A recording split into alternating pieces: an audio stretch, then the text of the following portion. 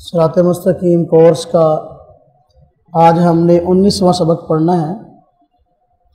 قرآن کریم کی جو آیات 19ویں سبق کے شروع میں ذکر کی گئی ہیں، اس میں اللہ رب العزت نے نبی پاک صلی اللہ علیہ وسلم کی رسالت کو اور صحابہ کرام کے فضائل کو بیان فرمایا ہے۔ عنوان ان کا قائم ہوا شان صحابہ۔ اعوذ باللہ من الشیطان الرجیم، بسم اللہ الرحمن الرحیم۔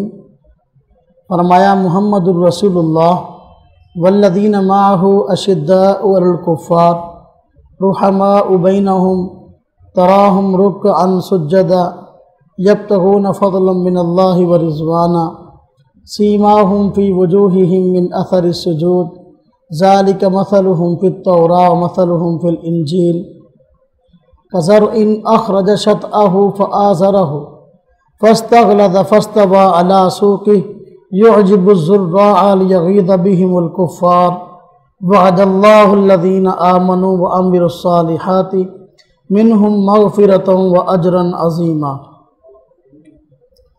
فرمایا محمد الرسول اللہ، محمد صلی اللہ علیہ وسلم اللہ کے رسول ہیں۔ والذین معہ اشداء علی الکفار، اور جو لوگ نبی پاک صلی اللہ علیہ وسلم کے ساتھی ہیں یا ساتھ ہیں وہ کافروں پر بڑے سخت ہیں۔ رحماء بینہم، اور آپس میں بڑے رحم دل ہیں۔ تراہم رکعا سجدا، تو دیکھے گا ان کو رکوع اور سجدہ کرتے ہوئے۔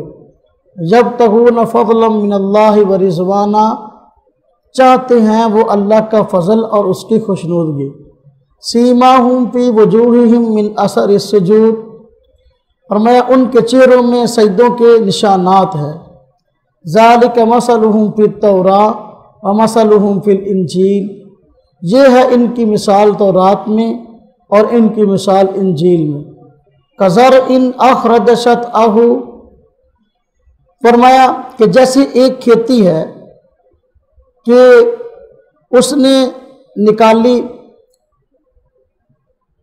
فآزرہ فاستغلظ فاستوى علی سوقہ، پھر اس نے اسے طاقتور کیا اور وہ موٹی ہو گئی، پھر اپنی نال پر کھڑی ہو گئی۔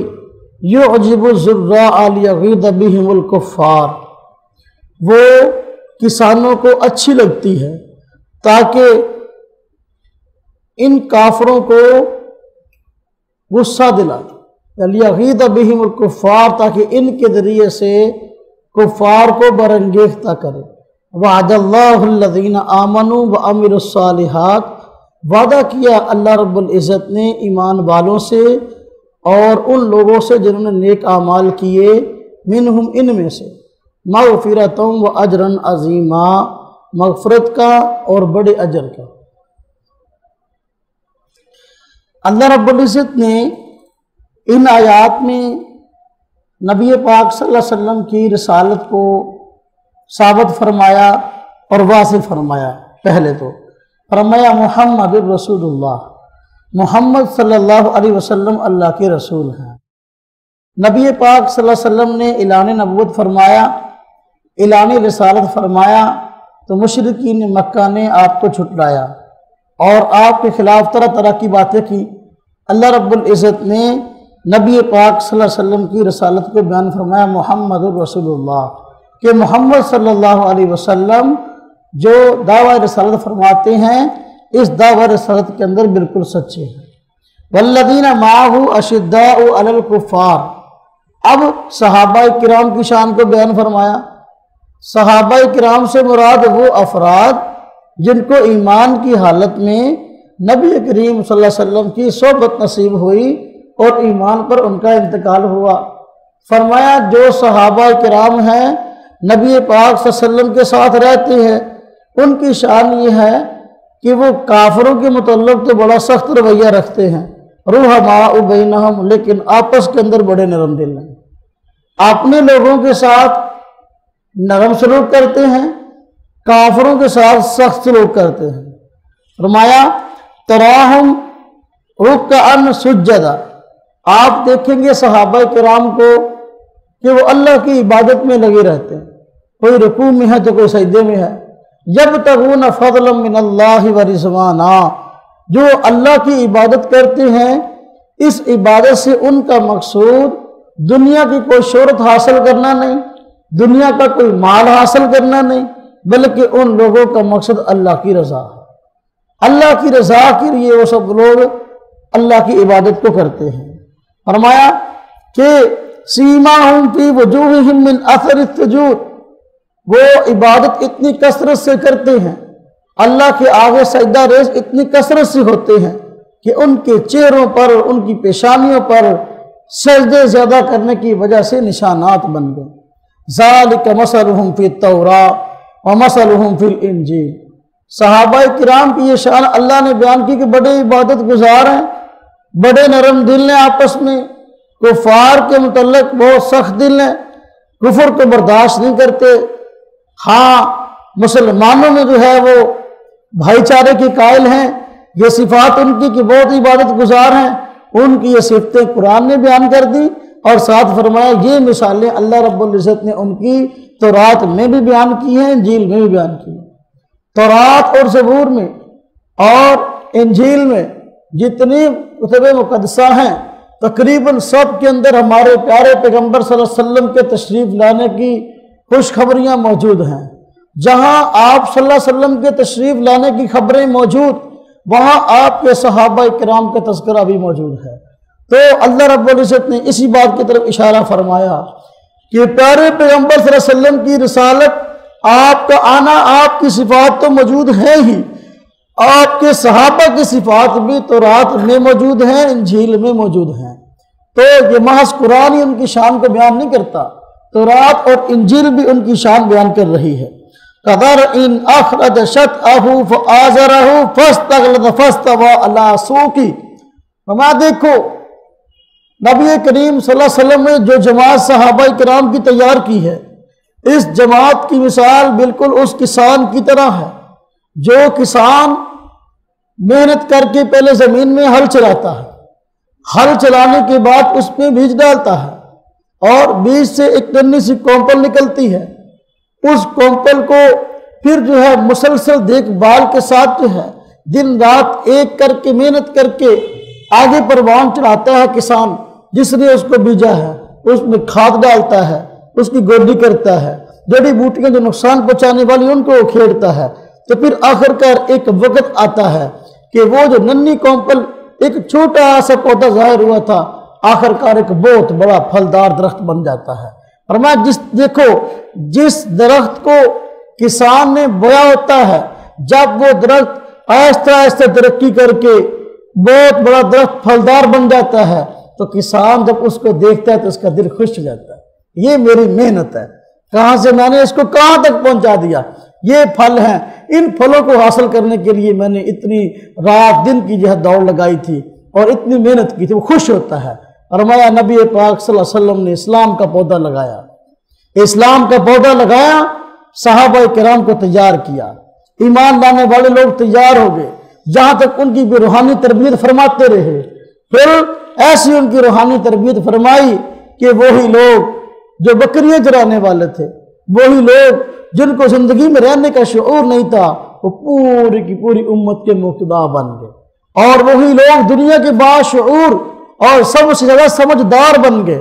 اللہ رب العزت کے پیغمبر صلی اللہ علیہ وسلم جب ان صحابہ کرام کو دیکھتے ہیں، یہ صحابہ کرام ہیں جو میری محنت ہے اور میری دن رات کی محنت سے یہ میری ٹیم اور یہ میری فوج اور میری فصل میری کھیتی ہے جس کو میں نے تیار کیا، اب ان کے پھلتا پھولتا ہوا دیکھ کر، ان کو بڑھتا ہوا دیکھ کر، دن رات ان کی ترقی روحانی اور جسمانی اور افراد کے اعتبار سے ترقی کو دیکھ کر نبی پاک صلی اللہ علیہ وسلم کی ذات خوش ہوتی ہے، کیونکہ آپ کی یہ کھیتی ہے۔ صحابہ کرام جو ہے، کافر جو ہے اس کھیتی کو دیکھ کے پریشان ہوتے ہیں، کافر جو ہیں وہ صحابہ کرام کو دیکھ کر پریشان ہوتے ہیں، یہ کھیتی اتنی کتنا بڑھ گئی، یہ اتنے زیادہ ہو گئے، مسلمانوں کی تعداد بڑھ رہی ہے، صحابہ اتنے زیادہ ہو گئے، وہ پریشان ہیں۔ فرمایا اللہ رب العزت نے اس کھیتی کو بڑھایا، اس لیے صحابہ کرام کی تعداد دن بدن بڑھ اس لیے رہی ہے، اللہ رب العزت ترقی اس لیے دے رہے کہ دن بدن کافروں کے دلوں پر ان کا روب چھا جائے۔ بات سمجھ آئی؟ اور میں دیکھو اس سے صاف طور پہ بات معلوم ہو گئی کہ صحابہ کرام کی ترقی کو دیکھ کر، صحابہ کرام کی بڑھتی ہوئی تعداد کو دیکھ کر، صحابہ کرام کے ایمان اور اعمال صالح کو دیکھ کر جو آدمی پریشان ہو وہ مسلمان نہیں۔ لیغیظ بہم الکفار، یہ سڑنے والا صحابہ کرام کو دیکھ کے جلنے والا وہ ایماندار نہیں ہو سکتا، اس لیے کہ یہ نبی پاک صلی اللہ علیہ وسلم کی کھیتی ہے، نبی پاک صلی اللہ علیہ وسلم کے لگائے ہوئے پودے ہیں، نبی پاک صلی اللہ علیہ وسلم کا پھل ہیں، آپ کی محنت آپ نے کی، اللہ پاک نے آپ کو صحابہ کرام کی شکل میں پھل دے دیا، تو آپ کے لگائے ہوئے یہ پودے جو تناور درخت بن گئے، ان کو دیکھ کے پریشان ہونے والا آدمی مسلمان نہیں ہو سکتا۔ فرمایا وعد اللہ الذین آمنوا وعملوا الصالحات منہم، اللہ رب العزت نے مسلمانوں میں سے جو لوگ جو ہے ایمان لانے کے بعد نیک اعمال کرتے ہیں، اللہ رب العزت نے ان کے لیے مغفرت کا اور اجر عظیم کا وعدہ فرما لیا کہ جو لوگ اللہ کے پیارے پیغمبر صلی اللہ علیہ وسلم پر ایمان لائے اور پھر نیک اعمال کیے، اللہ ان سب کو بخش بھی دے گا اور اجر عظیم بھی عطا کرے گا۔ نبی پاک صلی اللہ علیہ وسلم کی دعوت پر جتنے صحابہ کرام نے لبیک کہا، ایمان لائے، ایمان لانے کے بعد آپ کی دعوت کو قبول کر کے آگے اعمال صالحہ میں آگے بڑھ رہے ہیں، سب کے سب صحابہ کرام جنتی، سب کی مغفرت ہوگی، سب کو اجر عظیم نصیب ہوگا۔ یہ صحابہ کرام کے متعلق رب تعالیٰ نے بات ارشاد فرمائی۔ آگے حدیث دیکھیں، بسم اللہ الرحمن الرحیم۔ حضرت عمر بن خطاب رضی اللہ عنہ سے روایت ہے، مشکاۃ شریف، باب مناقب صحابہ، صحابہ کرام کے فضائل کے باب میں حضرت عمر بن خطاب رضی اللہ عنہ فرماتے ہیں کہ رسول اللہ صلی اللہ علیہ وسلم نے ارشاد فرمایا، میرے صحابہ ستاروں کی مانند ہیں، تم ان میں سے جس کی پیروی کرو گے تو ہدایت پاؤ گے، جس کی پیروی کرو گے ہدایت پاؤ گے۔ نبی پاک صلی اللہ علیہ وسلم کی جماعت صحابہ کرام کو اللہ کے پیارے پیغمبر صلی اللہ علیہ وسلم نے خود فرمایا کہ میرے صحابہ ان کی مثال ستاروں کی طرح ہے، ان میں سے جس کے پیچھے لگو گے کامیاب ہو جاؤ گے، ہدایت پا جاؤ گے۔ صحابہ کرام یہ ہدایت کے مینار ہیں، اگر کوئی آدمی ہدایت پہ آنا چاہتا ہے صحابہ کرام کی طرح بنے گا تو ہدایت پہ آ جائے گا۔ صحابہ کرام وہ مقرب ہستیاں اللہ کی، اللہ رب العزت نے جن کے ایمان کو بھی مثالی قرار دیا، جن کے اعمال کو بھی مثالی قرار دیا۔ ایمان صحابہ کرام جیسا معتبر، اعمال صحابہ کرام جیسے معتبر۔ دیکھ لیں مشرکین مکہ، منافقین، ان کا طرز تھا کہ وہ صحابہ کرام پر تنقید کرتے تھے۔ منافقین سے متعلق سورہ بقرہ کے دوسرے رکوع میں آیا کہ وہ صحابہ کرام پر تنقید کرتے تھے اور کہتے تھے دیکھو یہ اعلان مسلمان ہو گئے اور پوری دنیا کی دشمنی مول لے لی، ان کو پتہ ہی نہیں دنیا کے اندر رہنا کیسے ہے، دنیا کے اندر رہنے کا طریقہ تو ہمیں آتا ہے کہ مسلمانوں کے پاس بیٹھتے تو مسلمانوں جیسی باتیں کرتے ہیں، کافروں کے پاس بیٹھتے تو کافروں جیسی باتیں کرتے ہیں۔ ایسے دونوں نے خوش کیتا ہے، انہوں نے خام کھائے جرا وہ مسلمانوں خالص مل کے نبی پاک صلی اللہ علیہ وسلم خالصتاً مل کے پوری دنیا دشمنی مول لے لے۔ منافق یوں کہا کرتے تھے وَإِذَا قِيلَ لَهُمْ آمِنُوا كَمَا آمَنَ النَّاسِ، قرآن کریم میں اللہ رب العزت نے منافقین کی اس بات کا تذکرہ کیا کہ جب ان منافقوں کہا جاتا ہے بھی اس طرح ایمان لے آؤ جیسا ایمان یہ دوسرے لوگ لائے، صحابہ کرام لائے ہیں، تو وہ کیا کہتے ہیں قَالُوا أَنُؤْمِنُ كَمَا آمَنَ السُّفَهَاءُ، کیا ہم اس طرح ایمان لے آئیں جیسے یہ بیوقوف ایمان لائے؟ یعنی منافقین صحابہ کرام کو بیوقوف کہتے ہیں، ان کو دنیا میں جینے کا سلیقہ آتا ہی نہیں ہے، یہ تو کھرا کھرا جو ہے ایمان لے آئے، پوری دنیا جو کافر ہیں سب کی دشمنی مول لے لی ہے، ہم اس طرح بیوقوف نہیں کہ ہم اس طرح مسلمان ہو جائیں۔ اللہ رب العزت نے چونکہ یہ تنقید صحابہ کرام پہ ہوئی، اللہ رب العزت نے اس کا جواب دیا، فرمایا الا انہم ہم السفہاء، بھائی صحابہ کرام بیوقوف نہیں ہیں، یہ ان کو بیوقوف کرنے والے خود بیوقوف ہیں، لیکن ان کو پتہ ہی نہیں کہ یہ خود بیوقوفیاں کر رہے ہیں۔ اب دیکھیں یہاں اللہ رب العزت نے دوسرے لوگوں سے مطالبہ کیا، منافقین سے، دوغرا پلیسی چھوڑ دو، ایمان لانا تو کن کی طرح لاؤ؟ صحابہ کرام کی طرح۔ تو صحابہ کرام کا ایمان مثالی تھا، اپنے ایمان کے اندر کھڑے تھے، اس لیے دوسرے لوگوں کو مطالبہ کیا بھی ان جیسا ایمان لاؤ۔ اگر صحابہ ایمان میں کھڑے نہ ہوتے تو دوسرے لوگوں کو ان کی طرح ایمان لانے کا حکم ہی نہ ہوتا۔ اللہ رب العزت نے قرآن کریم میں دوسری جگہ فرمایا فَإِنْ آمَنُوا بِمِثْلِ مَا آمَنْتُمْ بِهِ فَقَدِ اهْتَدَوْا، اگر تم ایمان لے آؤ، فَإِنْ آمَنُوا، اگر وہ ایمان لے آئے کافر لوگ बिमिस्री मा आमनतुम भी, इस तरह ईमान ले आए जिस तरह कि ऐ मुसलमानों तुम लाए हो। फक़द इहतदौ, वो हिदायत पे आ जाएंगे। काफिर लोग उस वक्त हिदायत पे आएंगे ऐ सहाबा जब वो तुम्हारी तरह ईमान लाए। अब देखो इससे मालूम है सहाबा इकराम का ईमान वाकई मिसाली था, वाकई जो है ऐसा ईमान था जैसे ईमान का अल्लाह ने लोगों से मुतालबा किया। इसलिए सहाबा इकराम जैसा ईमान लाने की अल्लाह रब्बुल इज्जत ने जो है वो दूसरे लोगों को, काफिर अक़वाम को ताकीद की है कि भाई इनकी तरह ईमान लाओगे तब मोतबर है। इससे मालूम हुआ किसी आदमी के ईमान को परखना हो तो ईमान को परखने के जो तराजू है ना वो सहाबा इकराम का ईमान। मुख्तलिफ चीजों को तोलने के लिए, परखने के लिए मुख्तलिफ तराजू होते हैं। देखिए लकड़ियां तोलने के लिए तराजू अलग होता है, सोना तोलने के लिए तराजू अलग होता है। आज आप गर्मी तोलनी होगी, गर्मी का म्यार मालूम करना होगी, गर्मी कितनी है, फौरन जो इसके लिए जो जदीद आलात आ गए इससे वही नापा जाता है भी आज गर्मी कितनी है, बताया जाता है भी इतनी सेंटीग्रेड है। हाँ जी, किसी आदमी में चेक करना उसमें खून कितना है, इसके लिए भी तराजू और जो है आलात मौजूद हैं। ये चेक करना हो किसी आदमी का ईमान कैसा है, खरा कि खोटा है, इसके लिए भी तराजू है और वो सहाबा इकराम का ईमान है। उस तराजू पर पूरा उतरेगा तो वो मुसलमान है, उस तराजू पर पूरा नहीं उतरेगा वो मुसलमान नहीं है। बात समझ में आई? अब ये तो ईमान की बात हो गई, अब अमल की बात ले लें। सहाबा इकराम का अमल भी जो है वो मिसाली था, अमल में भी अपनी मिसाल आप थे। उन्होंने अमाल ऐसे किए कि रब तआला की रजा का जरिए थे ईमान लाने के बाद। यही आयत इसकी बहुत वाज़ेह दलील है। अल्लाह पाक ने फरमाया वअदल्लाहुल्लज़ीना आमनू वअमिलुस्सालिहाति मिनहुम मग़फ़िरतन व अजरन अज़ीमा।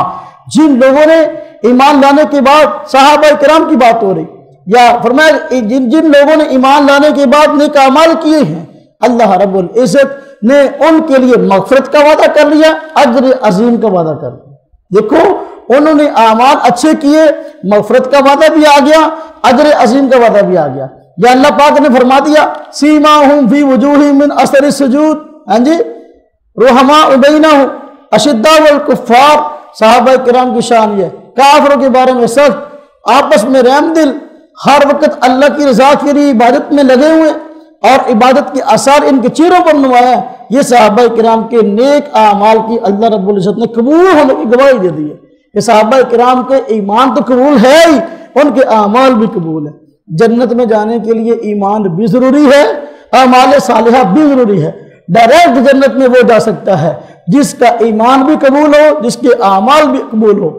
ईमान भी अच्छा, आमाल भी अच्छे। अल्लाह रब्बुल इज़्ज़त ने तमाम सहाबा किराम को फरमा दिया रज़ी अल्लाहु अन्हुम व रज़ू अन, अल्लाह की ज़ात इनसे राजी हो गई और वो अल्लाह से राजी हो गए। राजी अल्लाह पाक ऐसे नहीं हुए, इसलिए अल्लाह फरमाया अअद्द लहुम जन्नातिन तजरी तहतहल अनहार। अल्लाह रब्बुल इज़्ज़त ने तैयार कर रखे इनके लिए ऐसे बागात जिनके नीचे नहरें चलती हैं, और फरमाया ज़ालिकल फौज़ुल अज़ीम, ये बड़ी कामयाबी है। सहाबा किराम को बड़ी कामयाबी का मालिक करार दे दिया। उलाइका कतब फी कुलूबिहिमुल ईमान, इनके दिलों में ईमान अल्लाह पाक ने पक्का कर दिया। अब देखो ईमान की गवाही, आमाल की गवाही और डायरेक्ट जन्नत में जाने की गवाही की है, सब जन्नत में है। फरमाया जब मालूम हो ये बात कि जन्नत में जाने के लिए दोनों चीज़ जरूरी हैं, जैसा कि अल्लाह पाक ने कुरान के में फरमाया इल्लल्लज़ीना आमनू व अमिलुस्सालिहात लहुम अज्रुन गैरु ममनून। सोती ने फरमाया जो लोग ईमान लाएंगे, ईमान लाने के बाद नेक अमाल करेंगे, उनके लिए अजर है ना खत्म होने वाला, हमेशा के लिए अजर उनके लिए है जो ईमान लाने के बाद अमाल सालिह करेंगे। जब सहाबा किराम के लिए कह दिया कि उनके लिए बड़ा अजर है तो मालूम हुआ कि उनके ईमान भी मकबूल हैं, उनके अमाल भी मकबूल हैं। अल्लाह के यहाँ ईमान भी बेहतरीन, अमाल भी बेहतरीन, इसलिए जो है उनको डायरेक्ट जन्नत की बशारत दी है। इसलिए आज हम कहते हैं सहाबा किराम के अमाल भी मिसाली, सहाबा किराम का ईमान भी मिसाली। कोई आदमी अगर जन्नत तलाश करना चाहता है, जन्नत तब मिलेगी सहाबा किराम की तरह ईमान लाए, सहाबा किराम की तरह अमाल करे। नमाज सहाबा जैसी होगी तब कबूल है, ज़कात सहाबा किराम जैसी होगी तब कबूल है, हज तब कबूल है सहाबा किराम जैसा होगा, जिंदगी के मामला सहाबा किराम की तरह होंगे तब कबूल है। इसलिए हम कहते हैं दीन अगर लेना है, नबी पाक सल्लल्लाहु अलैहि वसल्लम जो दीन छोड़कर गए हैं वो सहाबा किराम से लोगे तब बात बनेगी, सहाबा किराम से नहीं लोगे बात नहीं बनेगी। अल्लाह रब्बुल इज़्ज़त ने अपने प्यारे पैगंबर सल्लल्लाहु अलैहि वसल्लम की ज़ुबानी या फरमा दिया मेरे सहाबा की मिसाल सितारों की मानद है, इनमें से तुम जिसके पीछे रहोगे कामयाब हो जाओगे। इससे क्या मतलब है? فرمایا میرے صحابہ ستاروں کی مانند. پہلے زمانے میں ایسا تھا کہ لوگ رات کو جب سفر کرتے اپنی منزل کو معلوم کرنے کے لیے روڈ تو بنے نہیں ہوتے تھے جس طرح آج کل بڑے روڈ بنے ہیں اور جگہ جگہ جب برجیاں لگی ہوتی ہیں. آپ نے کراچی جانا ہے, کراچی کا سفر اتنے کلومیٹر رہ گیا, پھر آگے 2 کلومیٹر پھر آگے برجی, پھر آگے بتا رہے ہیں یہ روڈ جا رہا ہے کراچی کو, اب اتنا سفر رہ گیا, اب اتنا رہ گیا, اب اتنا رہ گیا. پہلے یہ چیزیں نہیں ہوتی تھی. پہلے اپنے سفر اور اپنی منزل کو معلوم کرنے کے لیے جو ہے لوگ رات کے وقت جو ہے وہ ستاروں سے رہنمائی لیتے تھے. ستارے مختلف ان کی اقسام ہیں اور مختلف جہت سے نکلتے ہیں, مختلف وقت کے اندر نکلتے ہیں. تو لوگ اپنی منزل کو معلوم کرنے کے لیے ستاروں کے رخ کو دیکھتے تھے. فلاں ستارہ ہمارے منزل کے فلاں رخ کی جانب ہے, لہذا اس کو دیکھ کر سفر کرو. ستاروں کو دیکھ کر لوگ سفر کرتے تھے اور اپنی منزل تک پہنچ جاتے تھے. اس لیے فرمایا میرے صحابہ ستاروں کی مانند ہیں.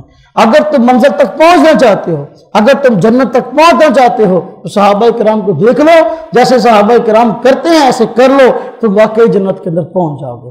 جنت منزل ہے, اس تک پہنچنے کے لیے صحابہ کرام کو دیکھو. صحابہ کرام کو ستارے فرمایا ہے, اس لیے ستاروں سے لوگ رہنمائی لیتے تھے. اس لیے فرمایا میرے صحابہ ستاروں کی مانند ہیں, جس کے پیچھے رہو گے تم کامیاب ہو جاؤ گے, تم ہدایت پہ آ جاؤ گے. بات سمجھ آئیے؟ آپ کو علم ہے صحابہ کرام کی ستارے جو ہے ستاروں کی روشنی اپنی نہیں ہوتی. ستارے روشنی آپ کی جدید سائنس کہتی ہے ستارے روشنی لیتے ہیں چاند سے, چاند روشنی لیتا ہے سورج سے. رب تعالیٰ نے ہمارے پیارے پیغمبر صلی اللہ علیہ وسلم کو سورج فرمایا قرآن پاک کے اندر, وَدَاعِيًا إِلَى اللَّهِ بِإِذْنِهِ وَسِرَاجًا مُنِيرًا. فرمایا پیارے پیغمبر صلی اللہ علیہ وسلم داعِيًا إِلَى اللَّهِ, اللہ کے دین کی طرف دعوت دینے والے ہیں, سراجًا منیرا, اور روشن سورج ہیں. سورج فرمایا. اب صحابہ کرام کو ستارے اور نبی پاک کو سورج. ستارے آج کی سائنس کہتی ہے یہ جو روشنی ستاروں کے پاس ہوتی ہے یہ روشنی سورج سے حاصل کرتے ہیں, ان کی اپنی روشنی نہیں ہوتی. صحابہ کرام کو ستارے فرمایا اس بات کی واضح دلیل ہے صحابہ کرام جو اعمال کر رہے ہیں یہ اعمال ان کے اپنے بنائے ہوئے نہیں ہیں, بلکہ یہ وہ ایمان کی اور ہدایت کی روشنی ہے جو انہوں نے اپنے پیارے پیغمبر صلی اللہ علیہ وسلم سے لی ہے. بات سمجھ آئیے؟ یہ ہے ستاروں کا مطلب. سورج سے روشنی لیتے ہیں نا جی, آگے لوگوں کو چمکاتے ہیں, یہ ستاروں کا کام ہے. روشنی سورج سے لے لی اور پورے آسمان کو روشن کر دیا. صحابہ نے روشنی اپنے پیارے پیغمبر سے لے لی اور پوری دنیا کو روشن کر دیا. تو صحابہ کرام کو مانے بغیر اور صحابہ کرام کی اقتداء کیے بغیر کوئی آدمی صراط مستقیم پہ نہیں رہ سکتا. اس لیے اہل سنت والجماعت یہ عقیدہ نظریہ ہے کہ صحابہ کرام ہدایت کے چراغ ہیں. کوئی آدمی ہدایت پہ آنا چاہتا ہے, ہدایت کو ڈھونڈنا چاہتا ہے, صحابہ کرام کو کراس کے بغیر اس کو ہدایت نہیں مل سکتی. الحمدللہ ہمارا نام ہے اہل سنت والجماعت. کیا نام ہے؟ سمجھ رہے ہیں اس کو؟ اہل سنت. اہل سنت کا معنی سنت والے, جماعت کا معنی جماعت سے مراد صحابہ کرام کی جماعت, سنت والے صحابہ کرام کی جماعت والے. اب ہم اپنی پہچان میں صحابہ کرام کا تذکرہ کرتے ہیں. کوئی ہم سے پوچھا کون ہو, ہم کہتے ہیں ہم اہل سنت والجماعت, ہم سنت والے صحابہ کرام کی جماعت والے. یعنی مطلب یہ کہ ہم سنت پر عمل کرنے والے ہیں, جو عمل سنت نہیں ہے ہم اس کو عمل نہیں کرتے. ہم بدعات سے دور ہیں, ہم سنت کو ماننے والے ہیں. اب فیصلہ کیسے ہوگا کہ یہ عمل کرنا سنت ہے, یہ عمل کرنا سنت نہیں ہے؟ آج کل بہت سے مسائل میں اختلاف ہو گیا. بعض لوگ کہتے ہیں یہ کام کرو, بعض کہتے ہیں یہ کام کرو. اس میں ہمارا طرز یہ ہے ہم صحابہ کرام کو دیکھتے ہیں کہ صحابہ کرام ان کا عمل کیا تھا, جو صحابہ کرام کا عمل تھا, جو صحابہ کرام کا طرز تھا, ہم اس کو اختیار کر لیتے ہیں. کسی عمل کے سنت ہونے یا سنت نہ ہونے میں فیصلہ ہم صحابہ کرام سے کرواتے ہیں کہ صحابہ کرام ہمیں بتا دیتے ہیں کہ بھئی یہ عمل سنت ہے. جو کام صحابہ کرام نے کیا وہ سنت ہے, جو کام نبی پاک کے بعد صحابہ کرام نے نہ کیا حالانکہ وہ ہدایت کے چراغ ہے, حالانکہ وہ نبی پاک صلی اللہ علیہ وسلم سے رہنمائی لینے والے ہیں, تو اس بات کی واضح دلیل ہے کہ وہ عمل سنت نہیں ہے. کسی عمل کے سنت ہونے میں اعتبار صحابہ کرام کی جماعت کا ہے. صحابہ کرام اس پہ عمل کرتے ہیں کہ نہیں کرتے؟ صحابہ کرام جس عمل پہ عمل کر لے سمجھو وہ عمل سنت ہے.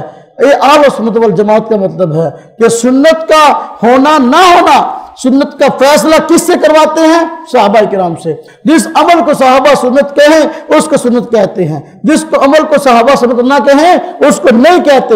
ہم میں اور باطل فرقوں میں یہی واضح فرق موجود ہے۔ جتنے آج امت کے اندر جھگڑے موجود ہیں، ان جھگڑوں کا فیصلہ صحابہ کرام سے ہو سکتا ہے۔ یہ جھگڑے ایسے ختم ہو سکتے ہیں اگر کوئی ختم کرنا چاہے تو۔ صحابہ کرام کو دیکھ لو، تم کہتے ہیں فلاں عمل سنت ہے، ہم کہتے ہیں فلاں عمل سنت ہے، ہم کہتے ہیں نا ہماری مانو نہ اپنی مانو۔ صحابہ کرام کو دیکھ لو، صحابہ کرام جس راستے میں چلے وہ سنت ہے، یہ ہم میں فرق ہے۔ آپ دیکھو امت نے تقسیم کیسے کی، نعوذ باللہ من ذالک، مسلمان کہلوا کر ایسے لوگ نبی پاک صلی اللہ علیہ وسلم کی امت میں آئے، آپ لوگوں کو گمراہ کر رہے ہیں، ہدایت صراط مستقیم سے بھٹکا رہے ہیں۔ آپ وہ کہتے ہیں کہ جی ہاں ایمان کا مطالبہ تو قرآن نے کیا ہے، ایمان کے لیے صحابہ کرام معیار نہیں ہے۔ صحابہ کرام کی ایمان پہ تنقید کرنے شروع کر دی، صحابہ کرام تو خود ایمان کے اندر مخلص نہیں تھے۔ یہ شیعہ حضرات ہے، ان کا دن رات اوڑھنا بچھونا یہی ہے، ان کی کتابوں میں یہی باتیں، ان کی تقریروں میں یہی باتیں، وہ کہتے ہیں صحابہ کرام ایمان میں خالص نہیں تھے۔ چلو کہتے ہیں 5 بندے شیعہ مسلمان سے، باقی سارے ہے یہ 2 نمبر سے۔ قرآن کہتا ہے کہ سب صحابہ مسلمان، سب صحابہ ہدایت پہ، سب صحابہ جنتی۔ ہاں جی، کہتے ہیں صرف 5 ہی سے گئے، اور 5 بھی اپنے مطلب والے کڈے ہیں، حقیقت میں ان کو بھی نہیں مانتا۔ اور 5 جو نکالے ہیں وہ بھی اپنے مقصد کے لیے ہیں، مانتا ان کو بھی نہیں ہے۔ حالانکہ قرآن کہتا ہے وَرَأَيْتَ النَّاسَ يَدْخُلُونَ فِي دِينِ اللَّهِ أَفْوَاجًا، کہ آپ دیکھیں گے لوگ اللہ کے دین میں فوجوں کی فوجیں داخل ہو رہی ہیں۔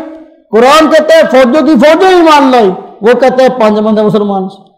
آپ بتاؤ کہاں فوجوں کی فوجیں اور کہاں جو ہے 5 آدمی کی بات؟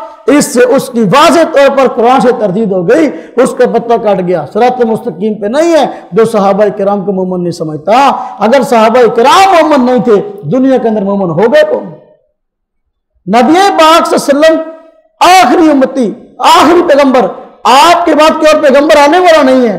اللہ پاک نے آپ کو ہمارا نظریہ ایسی جماعت دی ہے، ایسی جماعت کسی پیغمبر کو نہیں دی گئی تھی۔ انہوں نے اپنی جان جوکھوں پہ ڈال کر دن رات کی مشقت کے ساتھ اسلام کو پوری دنیا کے اندر پھیلایا ہے، نبی پاک صلی اللہ علیہ وسلم کی خواہش کی تکمیل کی ہے۔ آپ کہو کہ صحابہ کرام میں مخلص کوئی نہیں تھا، نعوذ باللہ من ذالک، نبی پاک میں پوری دنیا کے اندر دین پھیلانے کے لیے آئے تھے، تو پھر اس کا مطلب تو یہ ہوا کہ نبی پاک صلی اللہ علیہ وسلم نعوذ باللہ اپنے مقصد کے اندر ناکام گئے۔ آپ کا مقصد پوری دنیا کے اندر دین پھیلانا تھا۔ اگر یہ سارے ہی مسلمان نہیں تھے، 5 ہی مسلمان ہوئے، ہاں جی، جو آپ نے فرمایا قیامت کے دن جو ہے میرے امتیوں کی صفحے 100 سے زیادہ ہوں گی، امتیوں کی صفحے زیادہ کیسے ہو جائیں گی؟ یہ 5 نال ہونی ہے۔ یہ واضح طور پر بات ثابت ہو رہی ہے کہ جو لوگ اس بات کی تلقین کرتے ہیں اور اس بات کی دعوت دیتے ہیں کہ صحابہ کرام ایمان میں مخلص نہیں تھے، خود ان کا اپنا ایمان مشکوک ہے۔ ایسا یہ تو ہوا نا، وہ جو شیعہ حضرات وہ یہ بات کہتے ہیں۔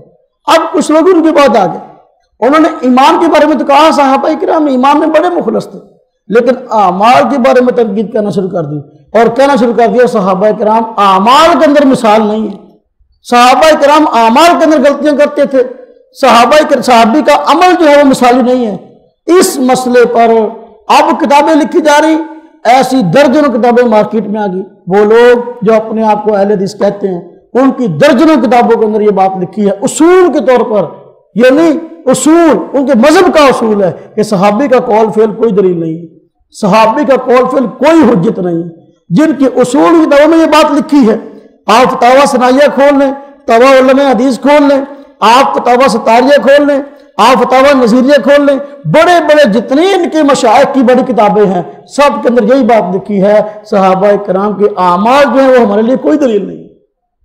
اب آپ دیکھ لیں، اس نے ایمان کہا کہ وہ ایمان میں خالص نہیں تھے، اس نے یہ کہنا شروع کر دیا کہ یہ اعمال میں صحیح نہیں تھے۔ آپ بتائیں کہ وہ پھر بڑی گمراہی میں پڑ گیا تو یہ اس کے پیچھے یہ چھوٹی گمراہی میں پڑ گیا، فرق کیا رہ گیا؟ اس نے ایمان پہ تنقید کر دی، اس نے اعمال پہ تنقید کر دی، قرآن نے دونوں کی تردید کر دی، یہ دونوں غلط کہتے ہیں۔ اللہ رب العزت نے صحابہ کرام کی جماعت کے ساتھ جو ایمان لائے اور نیک اعمال کیے، ان کے نیک اعمال کی گواہی اللہ پاک نے دے دی۔ ذالک مثلہم فی التوراۃ ومثلہم فی الانجیل، ان کے نیک اعمال کی گواہی قرآن تو دیتا ہی ہے، انجیل بھی دیتی ہے، تورات بھی دیتی ہے۔ جب قرآن نے کہہ دیا اب ہمیں کسی اور کی وضاحت کی ضرورت نہیں ہے۔ یہ سیدھی بات ہے کہ وہ آدمی صراط مستقیم سے بھٹکا ہوا ہے، اس آدمی کا صراط مستقیم سے کوئی تعلق نہیں ہے جو آدمی یہ کہے کہ صحابہ کرام غلط کام کرتے تھے۔ اب جامعہ سلفیہ بنارس سب سے بڑا مدرسہ ہے اہل حدیث حضرات کا۔ میرا مقصد تنقید کرنا نہیں ہے، میں کسی پہ بے جا تنقید کر کے اپنے ثواب کو ضائع نہیں کرنا چاہتا۔ اللہ کا گھر ہے، اللہ کے گھر میں بیٹھ کے کسی پہ تنقید کا فائدہ نہیں ہوتا، میں نے مسئلہ سمجھانا ہے۔ اب ایک کتاب چھپی ہے اتنی موٹی، میرے پاس پڑھی ہے، انڈیا سے چھپی ہے، انڈیا سے۔ جس طرح ہمارا دارالعلوم دیوبند سب سے بڑا مدرسہ ہے، اس طرح ان کا مدرسہ جامعہ سلفیہ کے اندر بنارس کے اندر، بنارس شہر کے اندر، اس کا نام ہے جامعہ سلفیہ بنارس۔ وہاں سے شیخ الحدیث بڑا، اس کی کتاب کے اوپر اس کا نام لکھا ہے شیخ الاسلام، اس کے اندر اس نے لکھا ہے کہ صحابی کا قول پھر کوئی دلیل نہیں ہے۔ اس پہ کئی ورق سیاہ کیے ہیں اس بات کو ثابت کرنے کے لیے صحابی کا قول پھر کوئی دلیل نہیں ہے۔ اور اس میں لکھا ہے کہ صحابہ کرام کے متعلق جو ہے 5 صحابہ خاص طور پہ ان کے اندر لکھا کہ یہ فاسق تھے، اور ان کے فاسق ہونے پر دلائل حضرت معاویہ رضی اللہ عنہ کو فاسق لکھا ہے اور ان پر تنقید کی ہے، حضرت مغیرہ بن شعبہ کو فاسق لکھا ہے، حضرت جو ہے ابو سفیان کو فاسق لکھا ہے، اور جو ہے اپنا اور صحابہ کرام میں جو ہے کچھ حضرات کو فاسق لکھا ہے، اور نعوذ باللہ من ذالک۔ تو اتنی موٹی کتاب لکھنے والا ذمہ دار آدمی، اسی نے دوسری کتاب لکھی ایک اور تنویر الآفاق فی مشہد الطلاق۔ اب طلاق کے مسئلہ پر کتاب لکھی، لکھنے والا شیخ الاسلام وہ چھوٹا آدمی نہیں ہے۔ اس میں کیا لکھا ہے کہ جو ہے قرآن کا حکم تو یہ تھا کہ قرآن کے حکم کے مطابق 3 طلاقیں اگر آدمی اکٹھی دے دے تو قرآن کے حکم کے مطابق تو وہ ایک بنتی ہے۔ عمر رضی اللہ عنہ نے قرآن کے اس حکم کو بدل دیا تھا۔ کتنی بڑی جرت ہے، خلیفہ راشد کے متعلق یہ بات کہتا ہے، عمر رضی اللہ عنہ کے متعلق بھی قرآن تو کہتا ہے 3 طلاق ایک ہونیا، عمر رضی اللہ عنہ نے قرآن کے اس حکم کو بدل دیا۔ اور صراحتاً اس کتاب میں لکھا ہے خلفائے راشدین کے بعد چیپٹر کے اندر کی اتنی موٹی کتاب میرے پاس موجود ہے، مارکیٹ میں موجود ہے، یہ چھپی ہوئی نہیں چھپی ہوئی ہے۔ اس کے اندر باقاعدہ چیپٹر عنوان باب کام کر کے کئی صفحات سیاہ کیے ہیں۔ عنوان کیا ہے؟ خلفائے راشدین کی شریعت کے خلاف باتیں، ان کے فیصلے۔ خلفائے راشدین ثابت کیا کہ خلفائے راشدین شریعت کے خلاف فیصلے کرتے تھے۔ آج وہ ہمیں قرآن و حدیث سکھانے کے لیے جو ہے وہ میدان میں آیا اور کہتا ہے کہ ہم قرآن و حدیث کو مانتے ہیں۔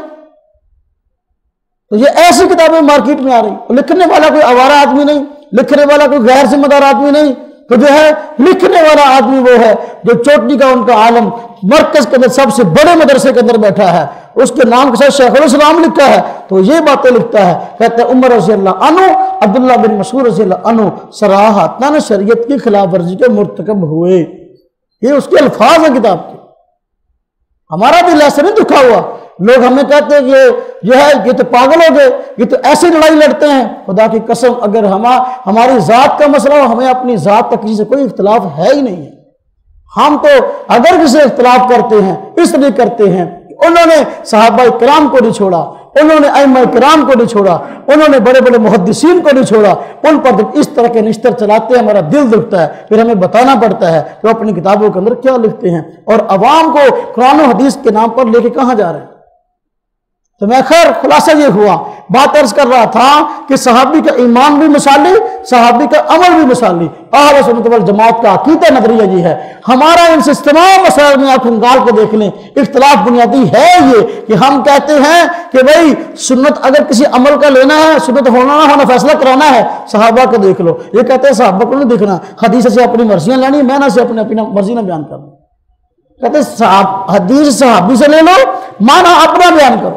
ہم کہتے ہیں نہ روایت بھی صحابی سے لو، درایت بھی صحابی کی استعمال کرو۔ صحابی اس حدیث کا جو معنی بیان کرتا ہے، معنی بھی اسی سے لو۔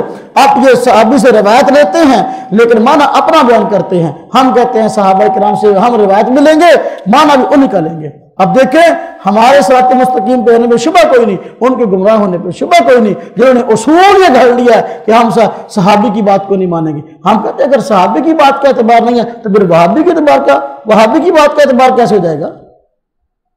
اگر صحابی کی عزت کوئی نہیں ہے تو وہابی کی بھی کوئی نہیں کرے گا۔ بات سمجھ میں آئی ہے؟ ہاں صحابہ کرام کی عزت کرو تو تم لوگ تمہاری بھی کریں گے۔ عقائد میں دیکھیں صحابہ کرام کے متعلق عقیدہ، کہتے صحابی اس شخص کہتے ہیں جس کو حالت ایمان میں نبی کریم صلی اللہ علیہ وسلم کی صحبت حاصل ہوئی ہو اور اسی حالت پر اس کا خاتمہ ہوا ہو۔ صحابہ کرام معیار حق و صداقت ہیں، یعنی وہی عقائد اور اعمال مقبول ہوں گے جو صحابہ کرام کے عقائد و اعمال کے مطابق ہوں گے۔ صحابہ کرام ہر قسم کی تنقید سے بالاتر ہیں، قبر اور آخرت کے ہر قسم کے عذاب سے محفوظ ہیں۔ وہ معصوم نہیں ہیں، البتہ محفوظ ضرور ہیں، یعنی ان کی ہر قسم کی خطا بخش دی گئی ہے اور وہ یقینی طور پر جنتی ہیں۔ انبیاء معصوم عن الخطا ہیں اور صحابہ محفوظ عن الخطا ہیں۔ معصوم عن الخطا کا مطلب یہ ہے کہ اللہ تعالیٰ اپنے نبی سے گناہ ہونے نہیں دیتا۔